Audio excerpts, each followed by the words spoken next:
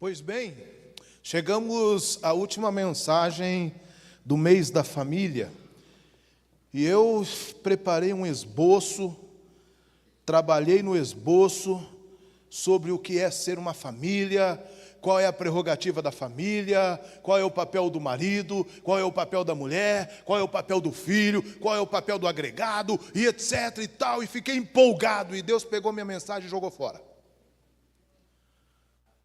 E eu falei assim, como assim, Senhor? E numa dessas madrugadas de oração, Deus me levou a um texto que você conhece, decor salteado, frente para trás, para frente, para frente. Abre a sua Bíblia no Salmo 133. Irmãos, em nome de Jesus, nós vamos falar de família, mas nós também vamos falar de igreja. Nós vamos falar de família, mas nós também vamos falar de vida pessoal. Nós vamos falar de família, mas nós vamos falar de avançar, de pensar naquilo que é agregado. Sobre as nossas vidas, agregado sobre cada passo, cada momento das nossas vidas. Queridos irmãos, Deus tem chamado a igreja dele para que através da sua multiforme sabedoria se dê a conhecer ao mundo os feitos de Jesus Cristo, aquele que tem nos chamado, aquele que tem mudado as nossas histórias de vida. Pela manhã, eu usei uma metáfora hoje que eu achei ela incrível. Quando nós falamos em família, quando nós falamos principalmente na família da fé, nós precisamos entender que a família da fé está basilada e baseada de que a igreja é o corpo de Cristo, que a igreja é a noiva do Cordeiro, amém? A igreja é a noiva do Cordeiro, amém? Amém. Salvo no último, aos 48 do segundo tempo, que eu fiquei preocupado agora. O que eu disse pela manhã? Algo que foi ministrado ao meu coração durante o estudo dessa pequena mensagem que eu vou falar com vocês.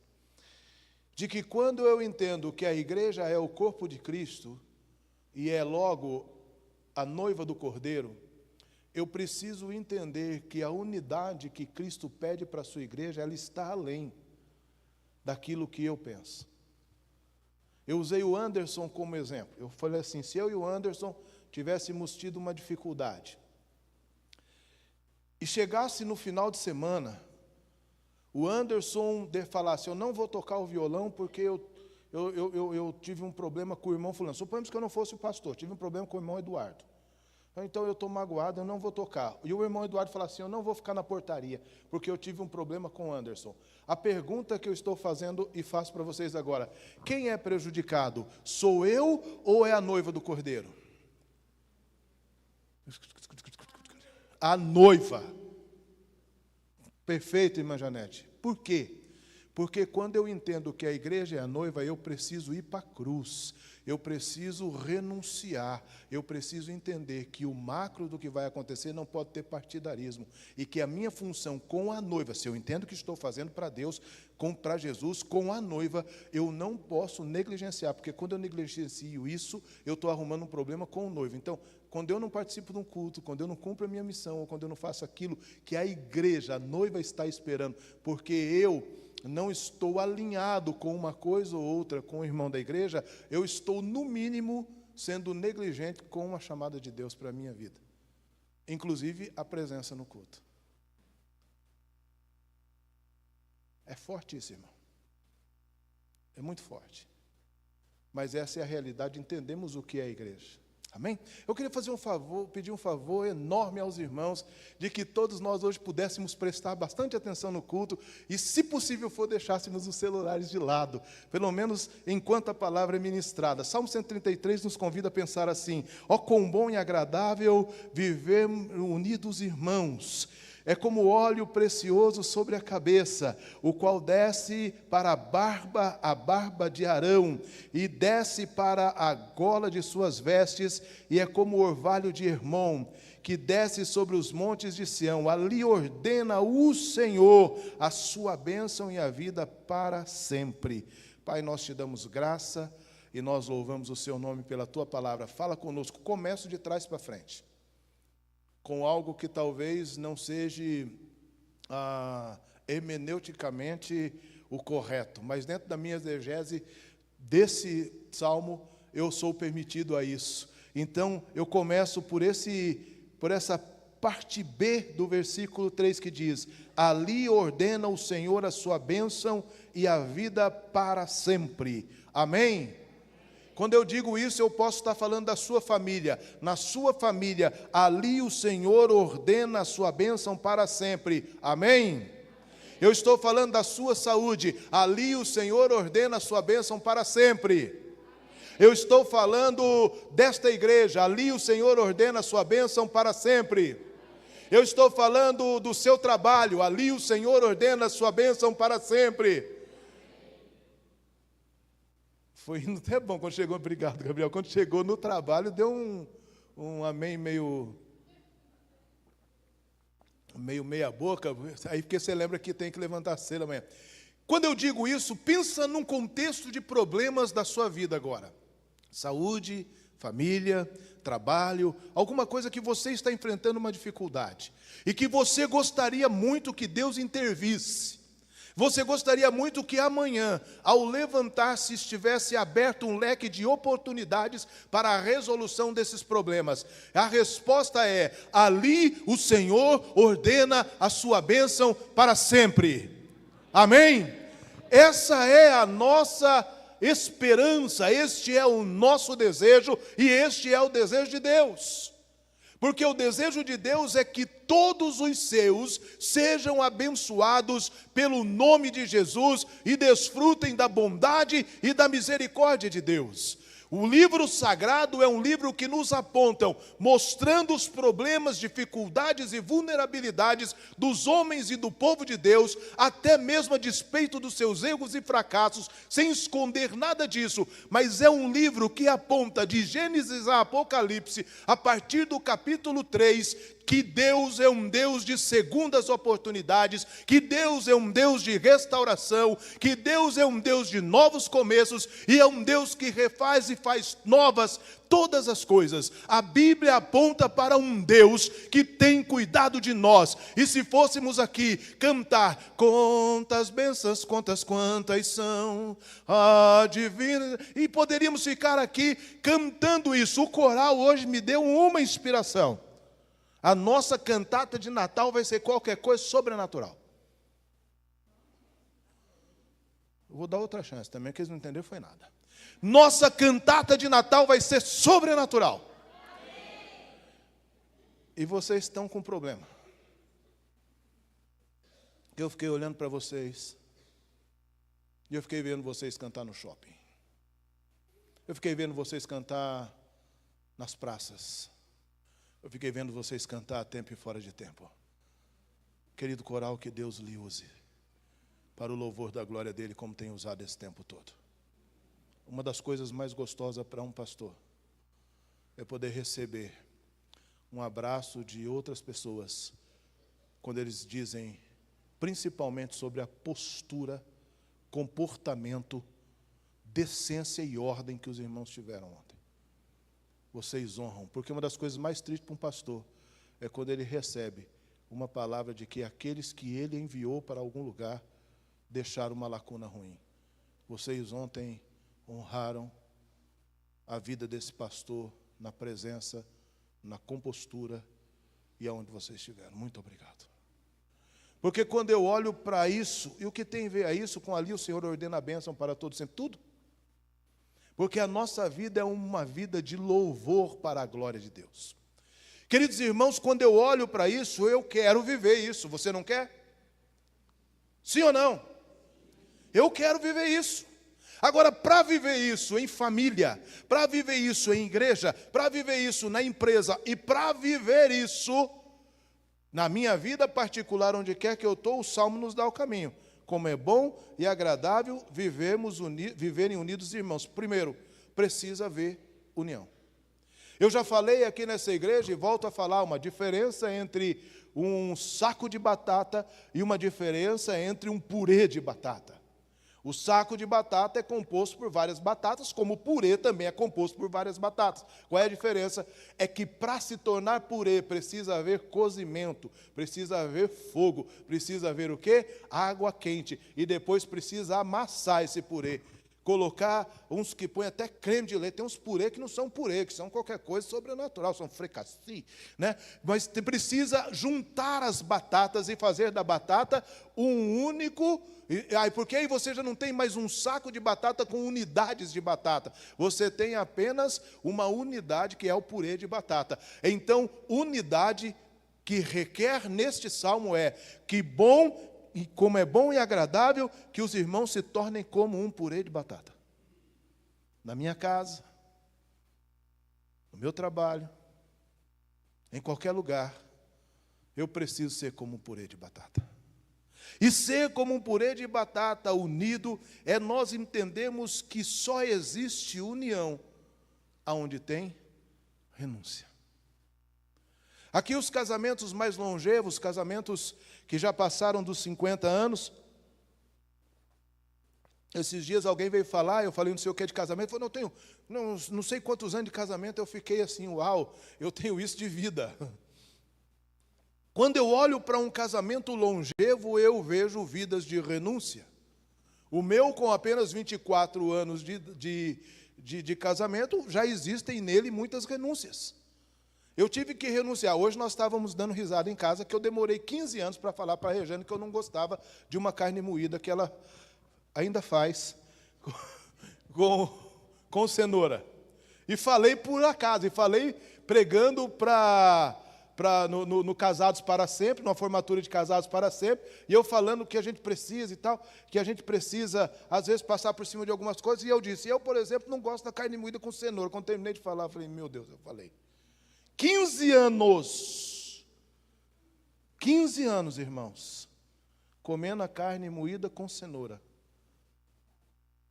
E aí ela me perguntou, você gosta de carne moída com o quê? Eu, com pimentão. E ela continua fazendo a carne moída com cenoura. E eu continuo comendo a carne moída com cenoura. Porque isso é renúncia. Pode parecer um exemplo vago para você, mas para mim é muito legal, porque eu lembro como se fosse hoje.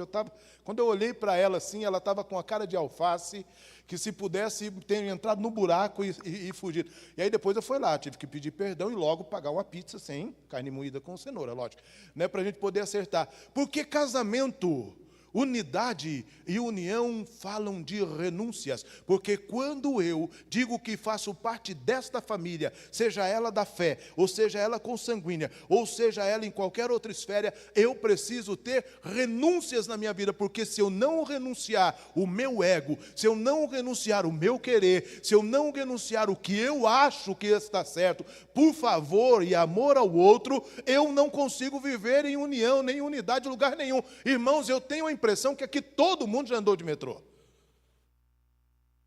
E você sabe que tem hora que no metrô não é você quem entra, é o povo que te leva, é o povo que te tira. E quando você sai, você tem que saber onde você está.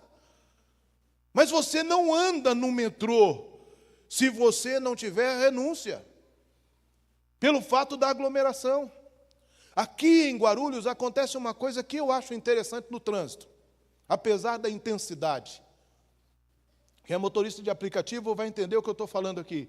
Aqui existe parece que dentro do 1.400.000 habitantes de Guarulhos, e eu não sei quantos veículos, mas parece que a maioria, não digo todos, mas a maioria dos motoristas já aprenderam a deixar um outro carro passar, cruzar a avenida, é um sinal de luz, é duas buzinadinhas. Eles são colaborativos quanto a isso, talvez pela intensidade dos veículos, mas eles fazem isso. Isso é renúncia. Quando eu renuncio a volúpia de atravessar aquele cruzamento, e eu permito que, porque o cruzamento está parado lá na frente, eu não vou fechar. Hoje no mercado foi interessante, nós vivemos isso, depois eu te falo. Mas eu não vou fechar aquele cruzamento, porque o camarada que vai passar, ele pode passar.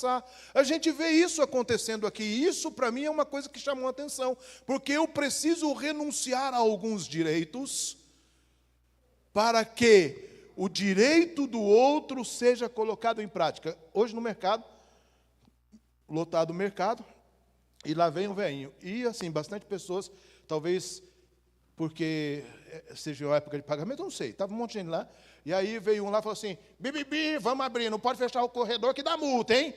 Não sei o quê. Aí o outro foi para frente, aí o outro quis olhar assim, eu falei, você quer ver os velhos brigar, Rejane? Morri dois anos. Aí ele foi lá e foi embora. De fato, aqui eu sei que de vez em quando você enfrenta alguns problemas no trânsito, mas se eu não renunciar aos meus direitos, eu vou arrumar problemas e dificuldades. A dificuldade que nós enfrentamos hoje em família, a dificuldade que nós enfrentamos no trabalho, e às vezes a dificuldade que nós enfrentamos na igreja é porque todo mundo tem direito e poucos são os deveres. Quando eu faço só aquilo que me é dado para fazer, quando eu faço só aquilo que for me posto para fazer, eu sou apenas mais um no meio. Deus espera que nós façamos além daquilo que nos foi posto à mão para fazer. Jesus traça uma parábola sobre o samaritano, sobre um homem jogado à beira do caminho. A estrada de Jericó é uma das estradas mais perigosas naquela época. A Bíblia diz que passou o sacerdote, a Bíblia diz que passou o levita, e a Bíblia diz que passou um inimigo daquele homem, pela geografia. E a Bíblia diz que o que o atendeu foi o que se considerava seu inimigo. Se você prestar atenção, o caminho daquele levita e daquele sacerdote já é o caminho de volta, não é o caminho de ida. Então, a ordem e prestação do culto já tinha sido feita. Eles não estavam preocupados com o horário que eles precisavam chegar para prestar o culto, já estavam voltando, porque era prestado o ofício em Jerusalém. Eles não renunciaram. Eles não quiseram atrasar talvez o seu almoço, o seu jantar, ou o seu encontro, ou o seu discipulado, ou qualquer coisa. Porque não houve renúncia, aquele homem à beira do caminho poderia ter morrido. Mas aquele que era inimigo, a Bíblia diz que ele parou, ajudou, levou, colocou na hospedaria, pagou e deixou um voucher pago, porque se tivesse mais dias, a hospedaria não ficaria em prejuízo. Isso é unidade. É quando eu renuncio àquilo que eu acho que é meu direito, em detrimento ao bem-estar do outro. É quando eu, podendo falar, prefiro não falar. É quando eu, podendo denegrir, prefiro não denegrir. É quando eu, na escala de valores, entendo quem eu sou com uma identidade formada e não preciso provar para ninguém quem eu sou. Eu simplesmente deixo que julguem da forma que quiserem julgar. Isso é unidade, porque fala de renúncia. Numa época em que nós temos muitos por aí, vivendo uma situação terrível. Você trabalha, se você trabalha com o público, você sabe o que eu estou falando. Todo mundo requer alguma coisa. Esses dias nós estávamos com uma discussão na rede social de um camarada que parou o seu carro sobre aquela rebaixamento dos estacionamentos. É de todos saber que aquela placa que é colocada sujeita a multa e a guincho, ela é completamente fora do padrão. Porque a partir do momento que rebaixou, se tornou passeio público. Você pode estacionar e ponto final. Não, propriedade exclusiva, estacionamento, para que você está... Isso não existe, a lei não respalda isso. Mas o camarada estava lá reivindicando esse direito, o dono do estabelecimento reivindicando o direito que ele achava que era dele, chamaram a polícia e virou rede social. Qualquer coisa vira problema na rede social. Sabe por quê? Porque nós não renunciamos os nossos direitos. Nós, como cristãos, precisamos entender que quando diz assim, como é bom e agradável viverem unidos os irmãos, está falando que essa unidade só pode acontecer se houver renúncia. Quando eu era pequeno, eu sentava com o meu primeiro discipulado de vida, não de igreja, e ele sempre dizia assim, Eduardo, 2 bicudos não se bicam. Não tem como. Eu não sei como que você, quando sai com sua família, pede comida. Mas se você não se organizar até para pedir a comida e decidir o que vai comer, você gasta 1 hora de estacionamento. Não, eu quero isso, eu quero aquilo. Não. Por isso você tem que sair de casa com tudo decidido em unidade. E às vezes você tem que renunciar. Às vezes você quer comer uma coisa, mas sua família quer comer outra. E por bem da família você come a outra coisa. Isso não é sobre comida e saída com a família. Isso é sobre vida. A segunda coisa que eu vou entender é o versículo 2 que vai dizer: como óleo precioso sobre a cabeça, o qual desce a barba e a barba de Arão. Irmão, parece que destoa, porque diz, e desce para a gola de suas vestes. Parece que está destoando. Está falando sobre unidade, daqui a pouco vai dizer o que é a unidade para Deus. Para Deus a unidade é unção, é o bom perfume de Cristo. Para Deus a unção que está sendo derramada, o óleo sobre a cabeça, e quando fala sobre o óleo sobre a cabeça de Arão, está falando sobre óleo de consagração. Está falando sobre óleo sacerdotal.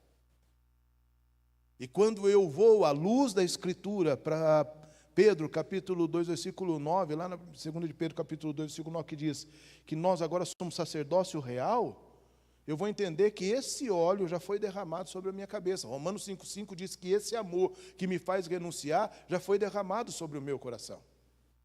Então, quando eu olho para isso, eu preciso entender que para Deus, respeito é unção, respeito é sagrado, respeito na Escritura é algo que está sempre nos convidando, inclusive a orar pelos políticos que a gente não gosta, desde que eles sejam uma autoridade sobre mim.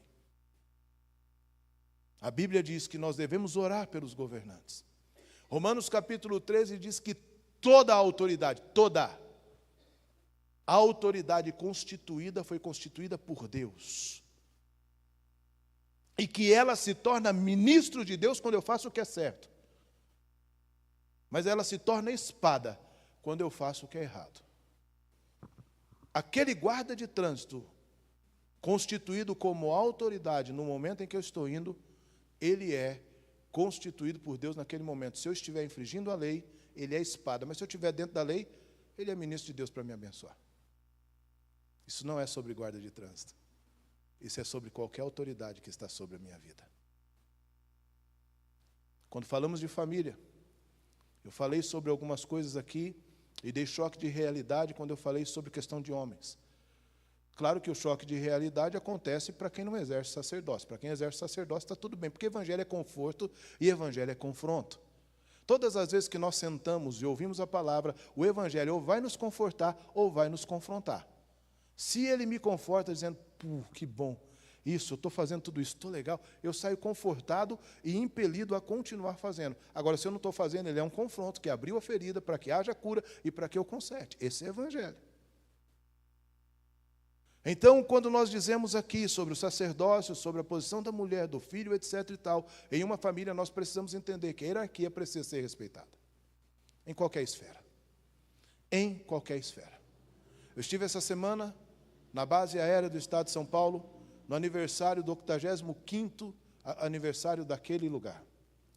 Irmãos, nós chegamos, apresentados na portaria como pastores, apresentamos os convites e entramos. Todos, escute, todos, de soldado, cadete, ao brigadeiro do ar, que é responsável pelo estado de São Paulo e pelo estado do Mato Grosso do Sul, todos, prestando continência e reverência pela posição pastoral. Todos. Eu fiquei observando as homenagens, as falas, a posição dos soldados. Eu sou apaixonado por isso. Eu fiquei observando tudo aquilo. É lindo de se ver como tem respeito diante da hierarquia que ali foi estabelecida. E nós, muitas vezes, cristãos, lá no nosso trabalho, estamos tentando ferir essas hierarquias. Estamos nos rebelando. Estamos plantando sementes ruins. Eu nem vou falar na igreja, estou falando fora. Porque nós estamos perdendo o sentido de unidade. Mas o óleo que desce, desce para a cabeça de quem? Do sacerdote. Isso fala de autoridade. Irmãos, não vou me defender. Nem é a minha intenção. Mas eu gostaria que os irmãos prestassem bem atenção no que eu vou falar para vocês. Pastor Antônio Sérvulo está aqui. Pastor... Meu Deus, agora eu ia chamar de Anderson. Certo? Me ajuda agora. O pastor Evandro está aqui. Evandro, me perdoe. Eu ia te chamar de Anderson, não sei porquê. O pastor Evandro está aqui. O pastor Evandro e sua esposa foram missionários de missões mundiais, nacionais, trabalhando na Cracolândia, lidando com o pior lugar onde a espécie humana pode chegar. Eu tenho professores aqui nesse lugar. Eu tenho profissionais que trabalham em empresas aqui nesse lugar. Prestem bem atenção no que eu vou dizer para você. Para você chegar a um lugar, a uma alta patente em qualquer outro lugar, você precisa estudar, você precisa se preparar, você precisa prestar o seu concurso, você precisa fazer qualquer coisa. Mas, meu irmão, para chegar nesse lugar aqui, você pode estudar, você pode fazer mestrado em teologia, o que quiser, mas se Deus não lhe colocar a capa da unção, você será apenas um animador de plateia. Apenas um animador de plateia. Você não vai para o meio dos índios evangelizar. Vai fazer igual o Valmir. Eu convidei Valmir para voltar. Vem, eu tenho projetos para você. Eu vou terminar a tradução da Bíblia para o povo gavião, demora mais uns 4 anos.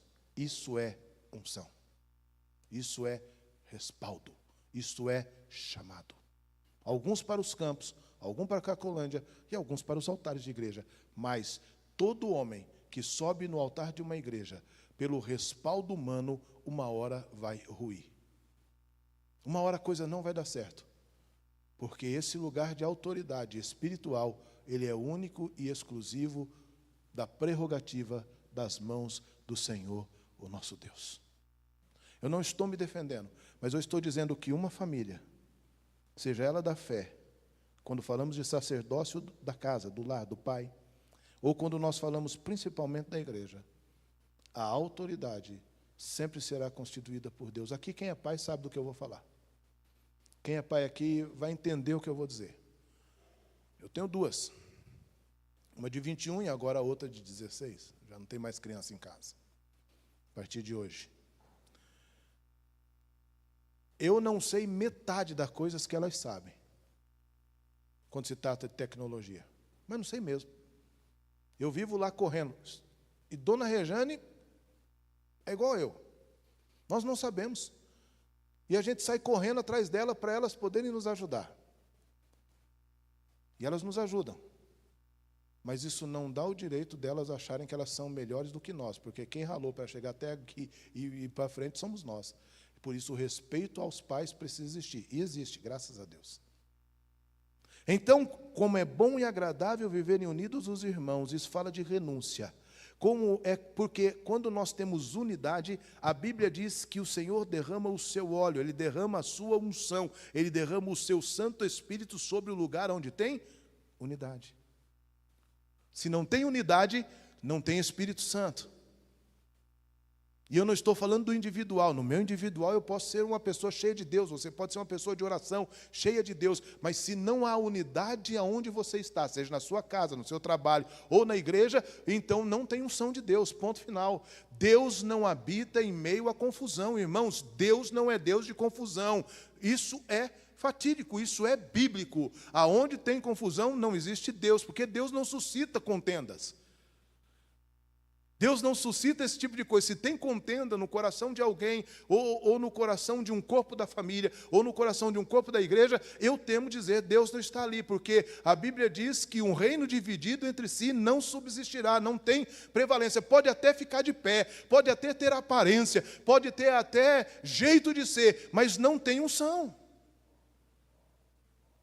Então, para que haja unção, para que haja unidade, para que haja isso, precisa ter renúncia, porque ali o Senhor vai ordenar. Como nós vamos fazer isso, pastor? Porque diz, é como o orvalho do Hermon que desce sobre os montes de Sião. E é aqui que eu vou para o final da mensagem. Eu já falei aqui nesta igreja e falo novamente. O orvalho de Hermon é um lugar de milagres.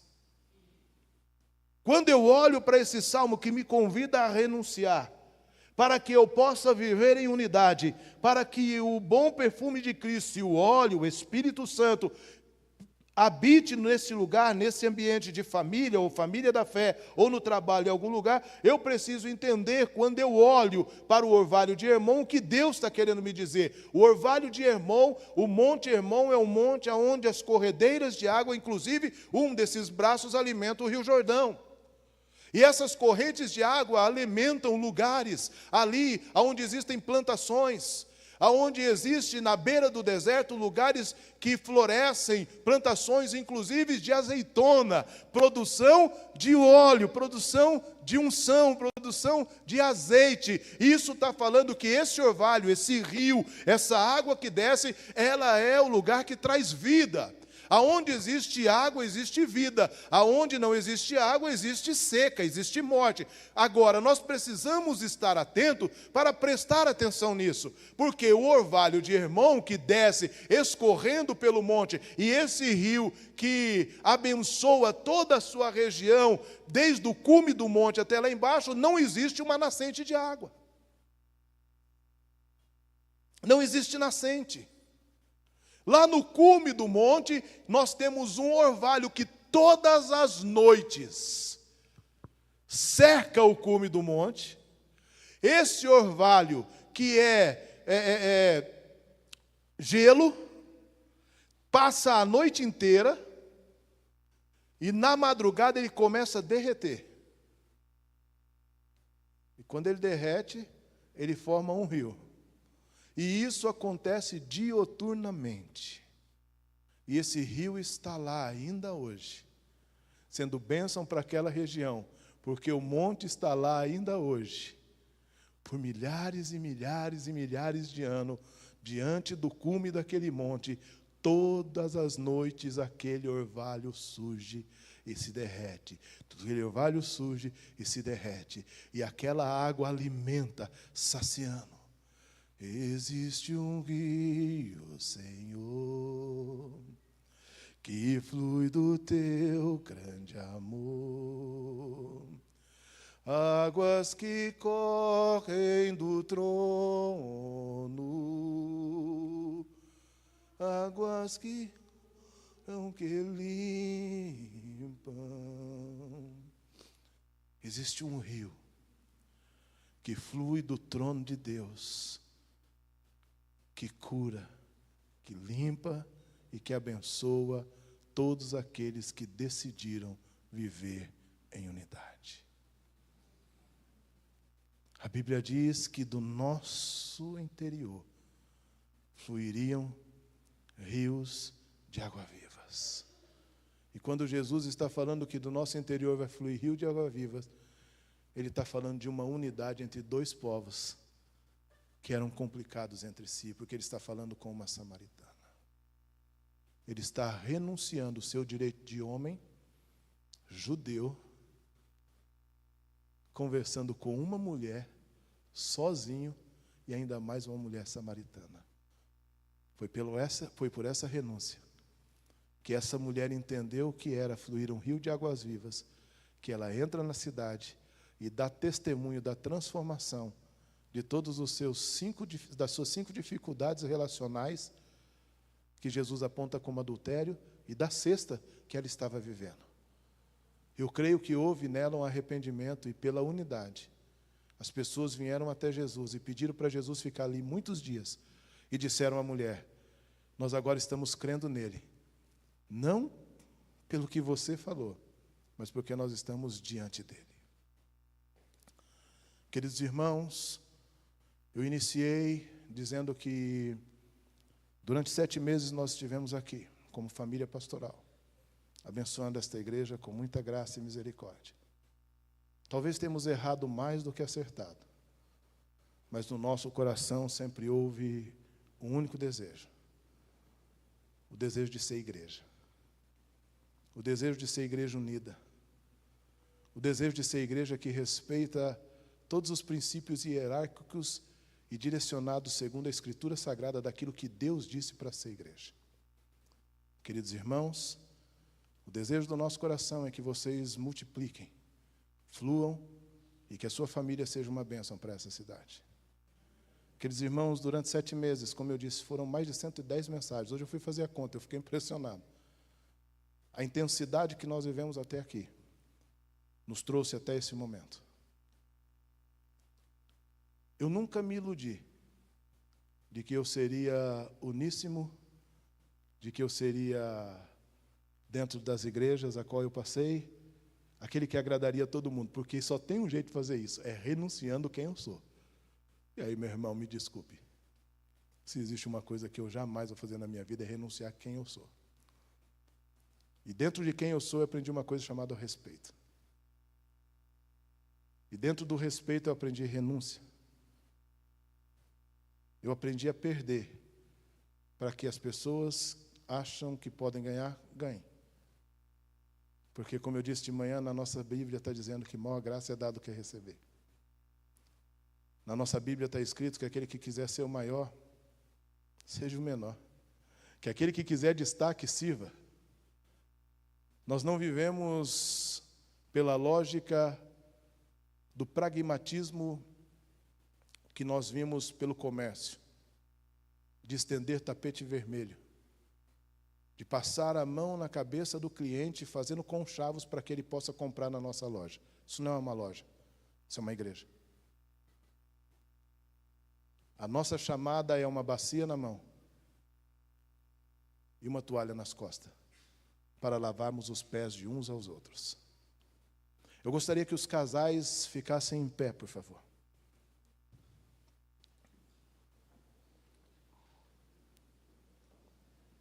Se você estiver longe do seu gádio, aproxime-se dele. Os casais. Só os casais, irmãos, os outros não. Senta. Vamos lá, se aproximem.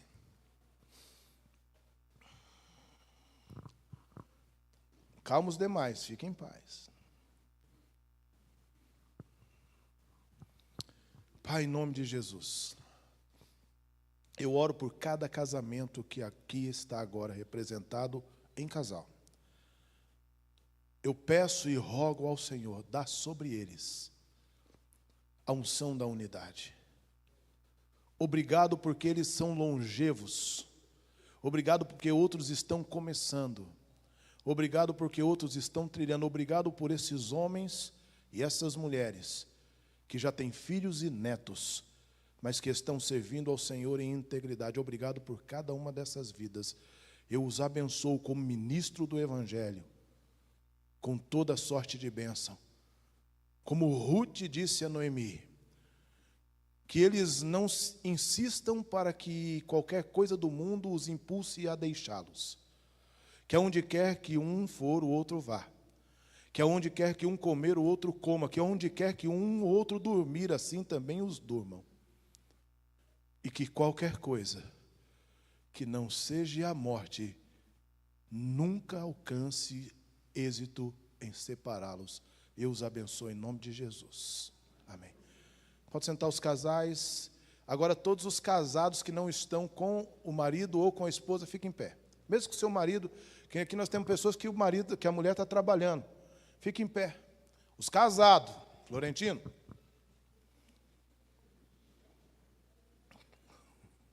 Eu vou orar pelo solteiro, para quem vai casar, calma. Você vai casar, Florentino, fica frio. Todos os casados, amém, amém. Pai, em nome de Jesus. Eu tenho agora pessoas aqui que estão em pé. São homens e mulheres casados e o seu cônjuge, por várias situações, não pôde estar aqui hoje. Talvez alguns estejam no trabalho, outros assistindo em casa. Talvez alguns nem sejam convertidos. E é nesta hora que nós oramos por essa unidade que nós pregamos hoje. Se precisarmos renunciar direitos como marido ou como mulher, nós vamos renunciar. Porque a tua palavra diz que aquele que ainda não é da fé é santificado por esta pessoa aqui. O descrente é santificado e abençoado por essas vidas. Nós abençoamos os nossos maridos, as nossas esposas que estão em casa, e nós liberamos uma palavra profética que a glória, a graça e a salvação do Senhor os alcançará em nome de Jesus. Amém. Agora aqueles que querem casar, fiquem em pé. Ai, a minha filha levanta, eu fico dizendo... Ainda bem que a de 16 ficou quietinha. Aqueles que... Ah, misericórdia! Não, fica em pé, rapaz, eu vou casar você. Fica em pé, fica em pé. Amém? Os namorados aqui, pode ficar em pé, por favor. Viu, gente? Os namorados. Isso, aí, glória a Deus. Irmãos, eu vou dizer uma coisa. Às vezes você fala assim, eu não sei se eu quero casar. A Bíblia diz que é Deus quem faz o solitário habitar em família. Família é projeto de Deus, amém? Ó, tem um povo aí que vai perder a chance da bênção, hein? Tem gente aí que eu sei que quer casar e não está em pé. Belisca, belisca. Não, os mais novinhos não, os mais novinhos deixa. Belisca e... Pai, em nome de Jesus. Tua palavra diz que família é um projeto do Senhor. Tua família diz que o Senhor faz o solitário habitar em família. Às vezes, pelos traumas, pelas dores, pelas angústias da vida, muitas pessoas desistem desse sonho. Mas eu quero abençoar agora aqueles que ainda não têm um companheiro, uma companheira digna. O Senhor é Deus quem pode trazer, dar a essas pessoas. Eu oro por eles, Pai, porque eu sei que a solidão não é o lugar do homem nem da mulher. Eu oro para que o Senhor prepare, para que hajam casamentos santos, abençoados, frutíferos, na força do Senhor, com a bênção de Deus. Nós os abençoamos em nome de Jesus. Amém. Gostaria que vocês todos ficassem em pé nesse momento.